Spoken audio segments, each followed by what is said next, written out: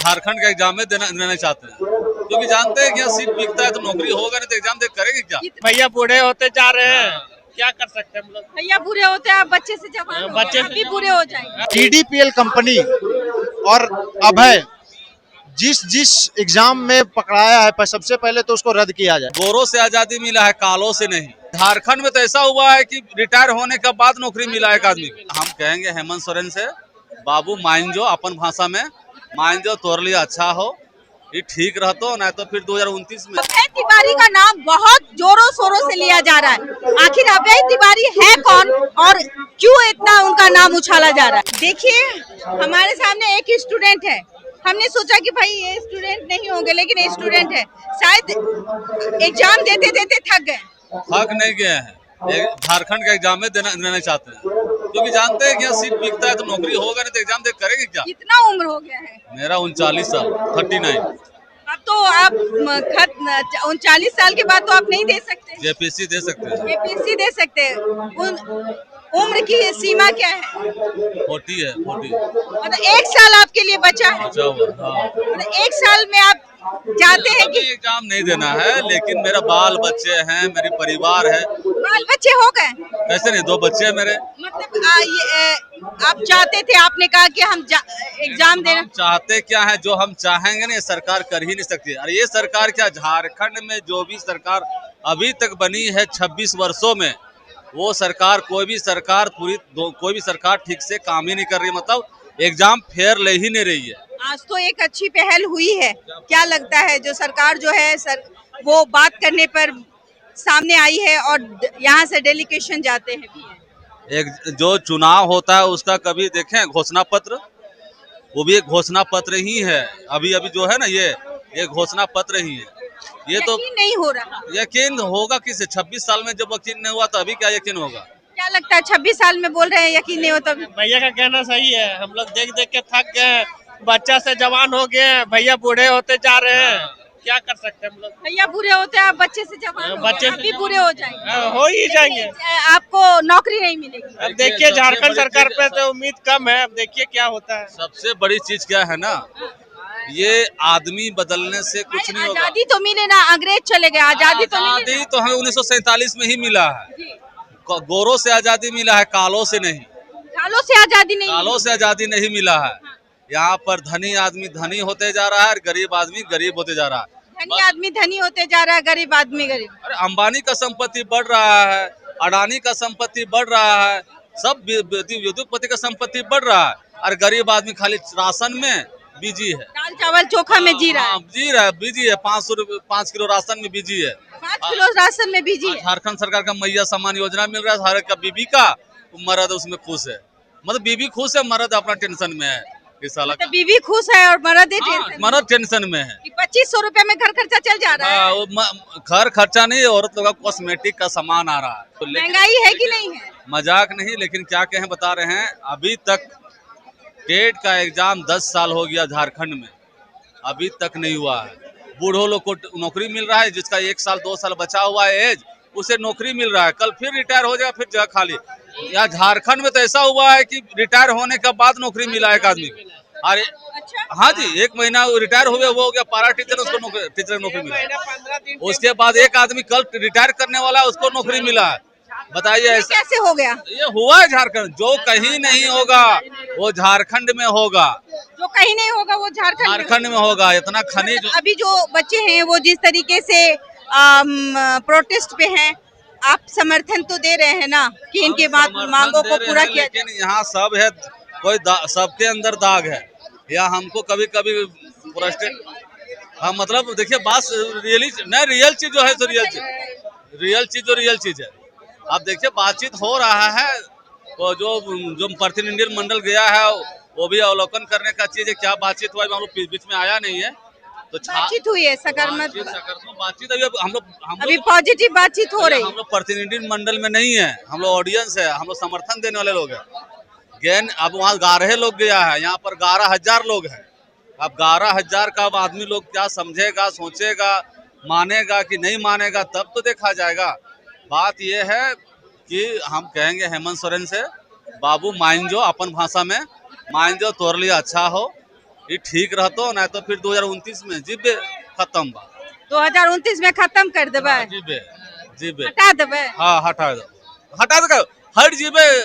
इतिहास गवाह रहा है, इतिहास गवाह है।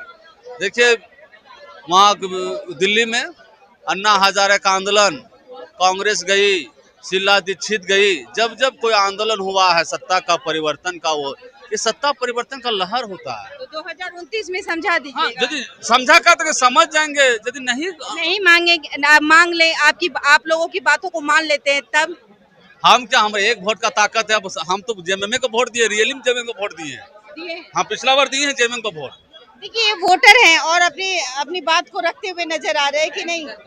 यहाँ जो उम्र के पड़ाव को पार कर लेते हैं तो उनकी नौकरी लग जाती है और इसमें भी कटाक्ष करते हुए नजर आते हैं। क्या कहना चाहते हैं आप? मैं बोलना चाहता हूँ कि जो टेंडरवाद है, चाहे सेंट्रल लेवल पे जो भी एग्जाम हो या फिर स्टेट में जितने भी एग्जाम होते हैं, टेंडरवाद खत्म हो, अपना एजेंसी बनाया जाए सरकार, उसमें जो प्रोफेसरों की नियुक्ति किया जाए, वही टेंडर देते हैं, वो टेंडरवाद खत्म हो जाए। जो ये शख्स है अभय तिवारी, इन पे बहुत आरोप लग रहा है। मैं कैमरामैन से कहूँगी अभय तिवारी का एक पिक दिखाया जाए, इन पे इल्जाम लग रहा है।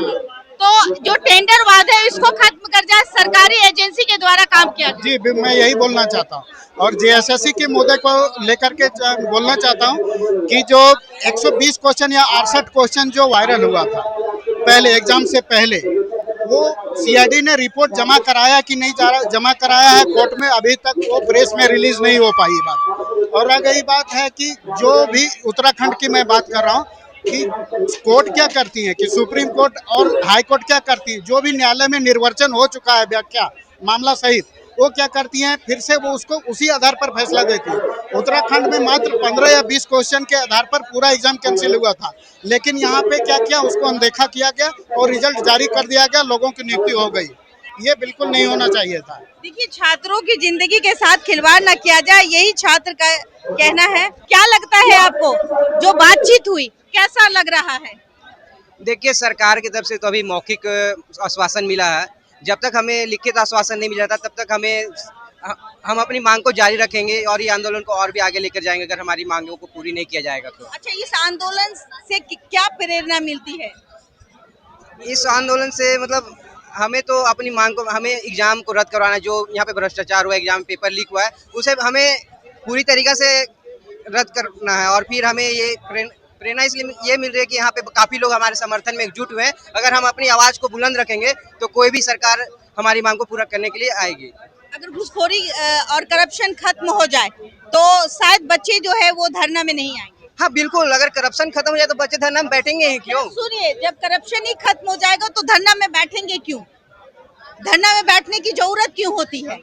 हर राज्य में धरना में लोग क्यों बैठते हैं? छात्रों की जिंदगी क्यों अंधेरे में पड़ती है? ये बहुत बड़ा एक काला सच है। और जब तक लोग अनशन पे नहीं बैठते, हजारों लोग सामने नहीं आते, तब तक सरकार के कानों में जीव नहीं रेंगती है। यही ना कहना चाहते हैं? हम छात्र हैं, हमें क्या ही जरूरत है धरना में बैठने का, धरना प्रदर्शन बैठने का। अगर हमारे सिस्टम अच्छा रहे, हमारा आयोग अच्छा रहे, पूरा निष्पक्षता से एग्जाम हो तो हमें क्या दिक्कत है? आज तो कुछ आपके चेहरे पे खुशी आई ना कि सरकार के नुमाइंदे जो है वो बात करने के लिए आगे आ जाते हैं। आज 40-45 मिनट का एक टॉक होता है जिसमें पॉजिटिव नजर ही बात आती है, जिसमें हाँ देखा, ये आश्वासन तो मिल रहा है। देखिए सरकार के प्रतिनिधित्व द्वारा तो हमें घुमाया फिराया जाएगा ही, थोड़ा सा वो लोग अच्छे से ही बात करेंगे स्टूडेंट के, इतना हम लोग आंदोलन कर रहे हैं तो। बट जब तक हमारी मांग पूरी तरीके से पूरी नहीं हो जाएगी तब तक हम लोग आश्वासन, मतलब हम लोग यहाँ पे आंदोलन करेंगे, क्योंकि मौखिक आश्वासन पे हमें भरोसा नहीं है। मौखिक आश्वासन पहले भी दिया गया था क्या? हाँ, मतलब मौखिक का तो जब तक सरकार कुछ लिखित आश्वासन नहीं देगी तब तक हम कैसे भरोसा करते हैं? अभी तक तो सीबीआई जांच के लिए भी कोई हम लोग को नहीं मिला आश्वासन पूरी तरीका से। बस सरकार के द्वारा बोला गया कि हाँ आपकी मांगों को सुन रहे हैं। जरा देखिए, ये आंदोलनकारी हैं, ये है शिबू सोरेन। ये भी आंदोलन का वो चेहरा है जो झारखंड के लिए एक मिसाल के रूप में जाने जाते हैं। आज इनके बेटे जो है हेमंत सोरेन मुख्यमंत्री हैं, लेकिन मुख्यमंत्री होते हुए भी जो करप्शन है वो नहीं रोक पा रहे हैं, जिसका नतीजा ये है जो छात्र है वो आंदोलन करते हुए नजर आ रहे हैं। यही कहते हैं ना, हो गई है पीर पर्वत सी पिघलनी चाहिए, इस हिमालय से अब कोई गंगा निकलनी चाहिए। फिर से बोलिए। हो गई है पीर पर्वत सी पिघलनी चाहिए, इस हिमालय से कोई गंगा निकलनी चाहिए। मसला जो है इस आंदोलन का, ये माटी जो है विद्रोह का माटी है। इस आंदोलन का कुल जमा 3 मांग है: रद्द, जांच, रिफॉर्म। रद्द, जांच, रिफॉर्म। टीडीपीएल कंपनी और अभय जिस जिस एग्जाम में पकड़ाया है, सबसे पहले तो उसको रद्द किया जाए। जेपीएससी, सीजीएल से लेकर और तमाम तरह का जो एग्जाम है। इसके बाद जो जांच का मामला है और तमाम तरह का जितना जेएसएससी, जेपीएससी के द्वारा एग्जाम लिया जाता है। 2 एग्जाम ऐसा है जो आप लोगों के लिए बहुत मायने रखता है। नहीं, नहीं, ये बहुत सारा एग्जाम, टीडीपीएल एजेंसी है, एजेंसी के द्वारा जितना एग्जाम लिया गया है वो, और अभय तिवारी बहुत सारे एग्जाम में सम्मिलित है। अभय तिवारी का नाम बहुत जोरों शोरों से लिया जा रहा है। आखिर अभय तिवारी है कौन और क्यों इतना उनका नाम उछाला जा रहा है? वो टीडीपीएल एजेंसी में मार्केटिंग मैनेजर है, और जो कि टीडीपीएल एजेंसी यूपी में ब्लैक लिस्टेड कंपनी है। उसे यहाँ पर हमारे एग्जाम लेने के लिए आयोग के द्वारा उसे हायर किया जाता है। और अभय तिवारी इसलिए इसका नाम लिया है क्योंकि ये जेएसएससी सीजीएल में रैंक 2 लाए हैं, और ये जेएसएससी सीजीएल के अलावा एफआरओ, जेपीएससी में भी हर एक एग्जाम में, टोटल 13 एग्जाम में, ऑल ओवर इंडिया में 13 एग्जाम में क्वालिफाइड है। आप लोग यहीं सो जाते हैं? हाँ, हम लोग यहीं सो जाते हैं। खाना पीने का इंतजाम कैसे होता है? जो मिलता है वही खा लेते हैं, जो मिलता है वही खा लेते हैं। नहीं मिला तो भी तो सो जाते हैं ऐसे ही। अपनी मांग पे डटे। मसला खाना का नहीं है, मसला जो कोर इशू है उसका है। वो कैंसर का रूप ले रहा है। कैंसर का रूप ले चुका है, रहा नहीं है, वो कैंसर का रूप ले चुका है। कैसे खत्म करेंगे? अब बॉल जो है सरकार के हाथ में है, सरकार के कोर्ट पे है। डेलीगेशन गया है, बातचीत हुई है और लगता है अच्छा बातचीत हुई है। कुछ उम्मीद है, सहमत तो बात हुई है। हाँ, अब कुछ उम्मीद है, देखते हैं कब तक अमली जामा पहनाया जाता है उसको। अच्छा, ये बताइए कि जिस तरीके से ब्लैक लिस्टेड कंपनी थी और यूपी के राज्यों में लिस्टेड कर दिया गया था, आखिरकार ऐसी क्या घटना घट गई? इतना मेहरबान कैसे हो जाती है सरकार, वो भी झारखंड की, और उनके द्वारा एग्जाम बच्चों का दिया जाता है? वो तो सरकार ही ना बता पाएगी कि उनसे क्या फायदा है, या वह आयोग बता पाएगी जो उनको दे रहे टेंडर, क्या कि उनको ही पता है कि ये ब्लैक लिस्टेड है, तो फिर क्यों देना उन्हें? सरकार से बस बच्चे जो है वो गुहार लगाते हुए नजर आते हैं। फिर भी हम लिए चलेंगे, और भी कुछ बच्चे हैं जो अपनी बातों को रखते हैं। जिस तरीके से आज एक नई शुरुआत, एक नई पहल सरकार के द्वारा की गई, ये कितना सुखद हो सकता है, आने वाला समय ही बताएगा।